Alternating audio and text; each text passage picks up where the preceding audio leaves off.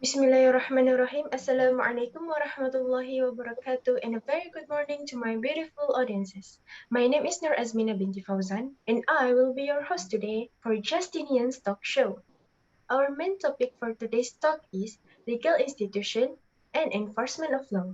So, the institution that will be discussed today is Immigration Department of Malaysia. But before we start to dive deeply, let me give you some briefing about the history of this institution. In the early years before the Second World War, the Immigration Department conducted surveillance and inspection work involving the inspection of the traveler and travel documents at entry points. Immigration matters was administered by a senior officer of the Malayan Civil Service who bore the title of Immigration Officer of the Strait Settlement and Federated Malay States. After the Second World War, the Immigration Department was known as the Refugees and a Disposal Person Bureau, which was based in Kuala Lumpur and led by a British military administration officer. Its main role was to bring people stranded in other countries due to the Second World War back to Malaysia. After the independence, the Immigration Ordinance 1959, the Immigration Regulation 1959, and the Passport Ordinance 1960 were introduced to replace the Immigration Ordinance 1949. These laws provided greater power for regulating the entry of foreigners and visitors into the Federated Malay States. The formation of Malaysia in 1963 had extended the immigration requirements to the state of Sabah and Sarawak. The Immigration Act 1963 was enacted to protect the interests of both states. In 1964, the management of immigration matters was placed under the Ministry of Home Affairs. The administration was handed over to a Malaysian people. Mr. Ibrahim bin Ali was appointed as the first National Immigration Controller on 1 January 1967. On 1 December 1971, the immigration administrative matters of the Malay states came under the Malaysian Immigration Headquarters. The immigration laws enforced at the time were reviewed, and in 1974, a special provision for the state of Sabah and Sarawak was included. The Immigration Act 1959/63 and the Passport Act 1966 were used nationwide. These acts will revised and amended according to the circumstance and the current situations. The title Immigration Controller was replaced with the Director General of Immigration in 1969. Since its establishment in 1947, the headquarters of the Immigration Department of Malaysia was in Penang, but on 13 April 1965, the immigration headquarters was transferred to Jalan Tugu, Kuala Lumpur. In January 1981, the office moved to Bukota Building, Jalan Pantai Baru, Kuala Lumpur, before moving to Pusat Damansara, Kuala Lumpur in 1988. Now, the headquarters of the Immigration Department of Malaysia are located at Putrajaya. The move of premises started in September 2004 and it was done in stages to ensure that the quality of service to the public was maintained. So done with the briefing of the history, now I have prepared a few questions about the Immigration Department of Malaysia and I will ask these questions to our main guest for today. But before that, let me introduce to you our guests. So first we have Sister Aisyah Narsila binti Muhammad Nasir, Sister Sumayah binti Muhammad Rosdi, and last but not least, Sister Nur Hanisah Sakinah binti Ismail Zawawi. Assalamualaikum and hi. So how are you guys feeling today? Alhamdulillah, it feels very good to be here. Alhamdulillah, Okay. I'm fine. Okay, great. So these are our main guests that will answer our question for today's topic. So the first question, I will ask Sister Aisha. Hi, Sister Aisha. Are you ready for the first question? Hi, I'm very excited and ready to answer the first question. Good. So the first question is about what is the organization structure of this institution? So this Immigration Department of Malaysia is the organization who is under management of Dato' Indira Khairul Zaimi bin Daud, who is the Director General of Immigration Department of Malaysia and has overall responsibility for the formulation of coherent policies and oversight of activities to ensure compliance with strategic priorities. And Deputy Director General can be divided into three roles, which are Deputy Director General Control, which is under Datuk Markezan bin Mahyudin. On the other hand, Deputy Director General Operational is under Datuk Muhammad Sayuti bin Bakar, while Deputy Director General Management is under Datuk Zakaria bin Sha'ban. The Deputy Director General has the authority to act as the head of the organisation team in the absence of Director General. This specific job scope also manages the organisational matters of conference alongside Director General to make sure that no inconveniences are faced with prior to, during and after the conference. Furthermore, people who work under assistance and orders from Datuk Markezan bin Mahyudin as DDG Control is Datuk Muhammad Zulfikar bin Ahmad, who is the Security and Passport Division. Secondly, Dr. Muhammad Shahmi bin Jaafar, the one who is responsible for Visa, Pass and Permit Division.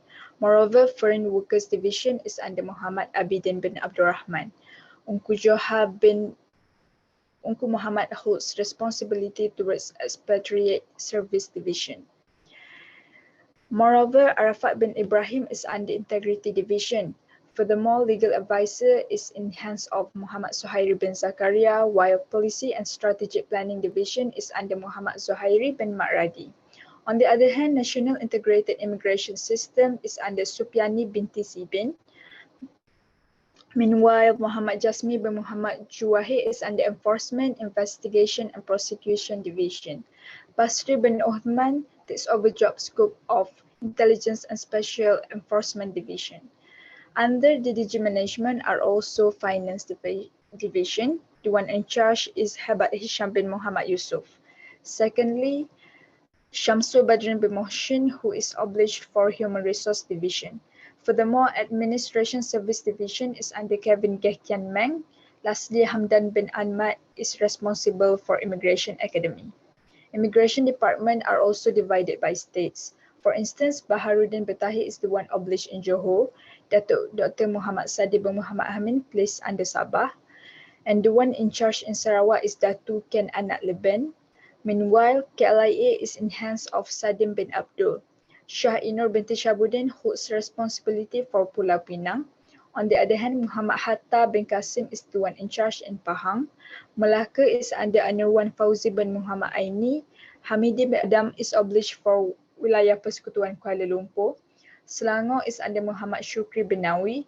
Habzan bin Husaini is the one in charge in Perak. And furthermore, Kelantan is under Azhar bin Abdul Hamid. Moreover, Khairul Ami bin Talib holds responsibility in Perlis. And last but not least, Kenethan Aikiang is the one in charge in Negeri Sembilan. Thank you, Sister Aisha, for the clear explanation regarding the organization structure of the Immigration Department. So the next question is about the functions and operation of this institution, and I will ask this question to Sister Sumaya. Hi, Sister Sumaya, are you there? Hi, I'm here. Okay. All right. So can you explain to us about the functions and operations of this institution? Yes, of course. So,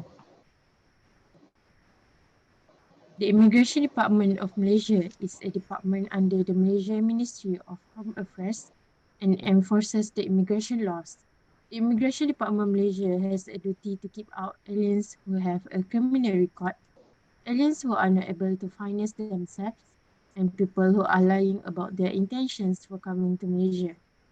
Furthermore, the Immigration Department of Malaysia also managing the movements of people at authorized entry and exit points, issue with passports, travel documents to Malaysian citizens and permanent residents, visas, passes and permits to foreign nationals entering Malaysia. Immigration deals with sometimes complicated and ever-changing laws controlling entry in Malaysia. Immigration law is a is the nation's border gatekeeper. The law determines who may enter, the duration of stay, when they must leave, whether a person is an alien, their duties and obligations in Malaysia. To enter Malaysia, generally the Malaysian embassy or consulate in your home country will give you a visa stamp into your passport.